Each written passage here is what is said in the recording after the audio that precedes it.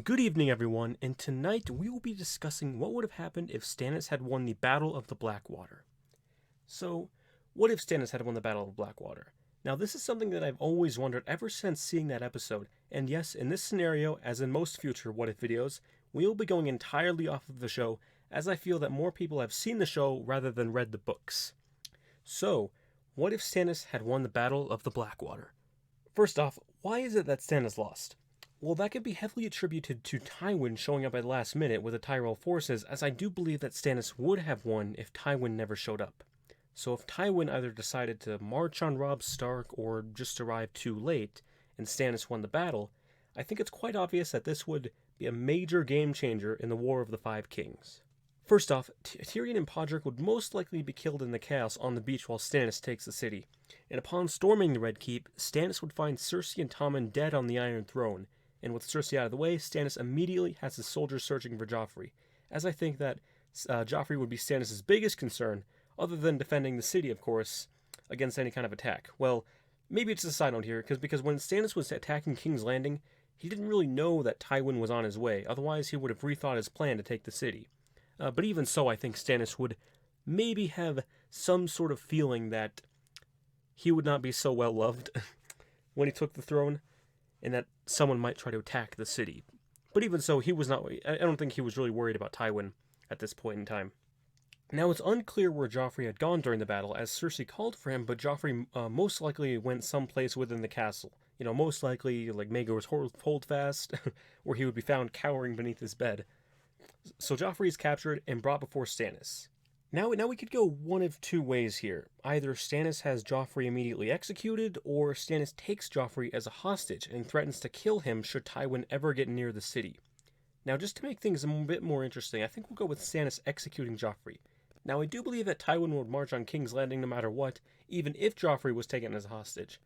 Tywin, he is not the type of man to ever show any kind of weakness, even if it meant the life of a king and his own grandson.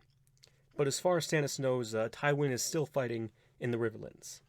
But what he doesn't know is that Tywin is only a few days' ride from King's Landing with a massive host of over 100,000 soldiers of both Tyrell and Lannister forces. Now at this point, with Stannis having just sacked the city, Joffrey's death still remains a secret among Stannis and those who had witnessed his death. Tywin would most likely be unaware that Stannis has taken the city, and still manages to form a marriage alliance between the Tyrells and the Lannisters through Joffrey and Margaery, just like in the original story. But even so, Stannis would eventually learn of Tywin's massive host and immediately begin preparing against the siege. Now, remember, this is still the same night that Stannis won the battle, so he really didn't have any time to announce his victory and call upon the Lords of the Realm to swear fealty to him. But what he would do is send ravens to Vale and Dorne and call upon their immediate aid, as both kingdoms were still independent at the time.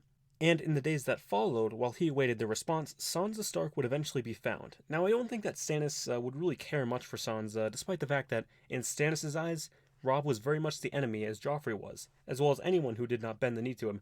But even so, I can't imagine that Stannis would have go so far as to kill her. I'm not really sure what kind of benefit he would get from that.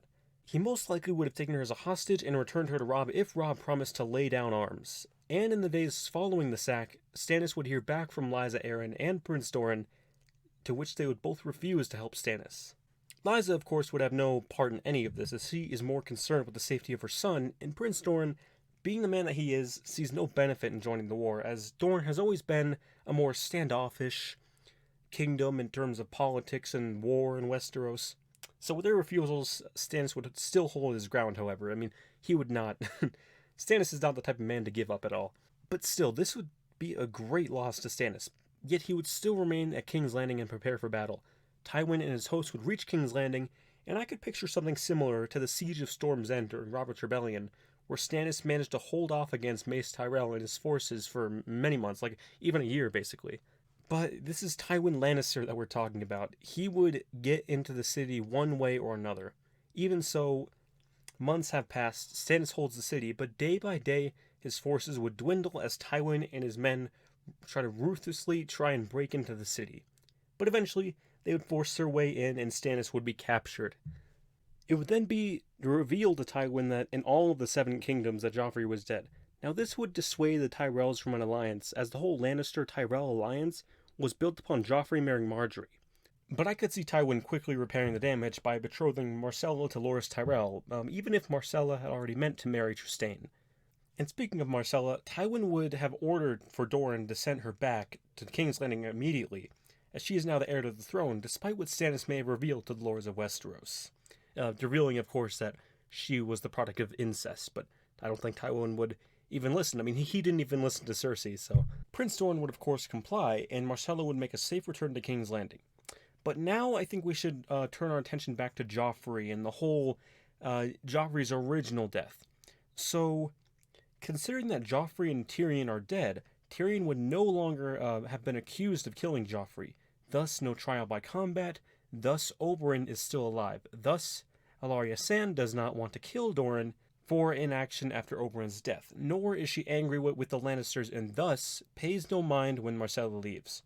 And so, Myrcella would then be crowned Queen of the Andals and the First Men, and Stannis, meanwhile, is executed for murdering Joffrey, Tyrion, and loads of others. And Tywin would, of course, be angry with the deaths of Cersei and Tyrion. And with their deaths, Jaime would still safely return to King's Landing, and this is where we get into a matter of succession in the Westerlands. At the point of Jaime's return, Kevan, Tywin's younger brother, would have been the heir, but also, all of Kevan's sons, Lancel, Martin, Willem, are all dead at this point. And most likely, Lancel would have been slaughtered too in the sack of King's Landing by Stannis. And as we do know, Martin and Willem Lannister died at the hands of Rickard Stark. So with Kevan lacking any heirs himself, I think Tywin would be relentless in making Jaime his heir and would never give up until Jaime agreed. Perhaps Tywin would make a deal with Jaime that he just could not refuse. So Jaime could eventually become the heir to the Westerlands. And now if we can focus our attention to the north, the Red Wedding would still happen, so Robb Stark is dead, of course we all know that. And Sansa would still escape King's Landing at some point, but just in a different way than she did, because last time, as we know, she escaped via Sir Dantis Hollard during the Purple Wedding, during, Joffrey's death. With the help of Littlefinger, of course. So with the Red Wedding occurring, Robb Stark is no longer a problem, and the Red Wedding would mark the end of the War of the Five Kings, as I believe that originally, the War of the Five Kings only truly ended when Stannis died shortly after the Battle of Winterfell in Season 5, as he was the only major player left. Balon Greyjoy, while he may have made a large impact in the war invading the north, and causing Robb to march back north, thus giving Tywin a chance to march on King's Landing, he didn't really have a lot going on for him at this point in the story, like during Season 5, I feel. And with Tywin still alive, and the conclusion of the War of the Five Kings, we have a much more unified Westeros. And since Cersei is dead, the Sparrows never come to power, especially with Tywin around. I don't think the Sparrows would ever come close to coming to power with Tywin still alive. So yeah, Tywin lives because, of course, no Joffrey death, no Tyrion to kill Tywin. But in the end, though, the situation in the north would kind of remain the same, as I feel that Sansa Stark would find herself still married to Ramsay Bolton up until she escapes with Theon and then seeks out her brother Jon. The Battle of the Bastards would still happen, and Jon would be proclaimed King of the North with the Vale backing him. So yes, much of the same, I feel, would much happen in the north. But lastly, we must consider Daenerys Targaryen. She would still invade, but this time around have much less allies. The Tyrells have a marriage alliance with the Lannisters and Baratheons through marrying Myrcella and Loras, and Dorne would not wish to overthrow Tywin and Myrcella, as I do feel also that Prince Dorne would still be around, because the whole reason in the show at least, the whole reason he died was because Ellaria Sand, of course, she was not very happy with Prince Dorne doing nothing after Oberyn Martell was killed in the trial by combat, but trial by combat never happens, so Doran is still alive, and he would not have any quarrel with the Lannisters. Neither would Ellaria, so they would most likely stay out of this conflict. And the political situation would most likely be roughly the same in the Riverlands, of course, up until Arya kills Walder Frey, but I don't think that Tywin would be very happy with the Freys ruling the Riverlands. He doesn't have a very good view of the Freys, so I'm sure he would most likely replace them with some other family. And the only allies that Daenerys would have in the Westeros would be the North, the Vale, and the Iron Islands. Of course, Balon would still die, so Yara and Theon would, I think, still go out to look for Daenerys in her help to defeat Euron Greyjoy. But in terms of the war itself, I could picture Tywin pulling off another red wedding with Daenerys. One way or another, he would have killed her before she could even make use of her dragons. And with Daenerys out of the way, her dragons may abandon Westeros and fly back to Essos. Tywin then would only really have to deal with the Dothraki and Unsullied, which I feel like he could do quite easily with the much more unified Westeros. Other than that, the war would continue between the Lannisters and the Starks up until the White Walkers marched south, but since the Night King would have no dragon of his own this time around, I suppose that really can be up to speculation as to how he would breach the wall. But I feel maybe in the end he would breach the wall anyway, some way, somehow he would. And in that case, Jon would find himself in an even worse situation than before. Because Tywin, much like Cersei, would have had to see to believe the White Walkers. But even so, I think Tywin, much like in the original story, I feel like Tywin would have gone the same route as Cersei. And that he would have just allowed the White Walkers. After seeing the White Walkers, he probably would have just allowed them to march south. And also, of course, this time Jon does not have Daenerys and her armies at all to help.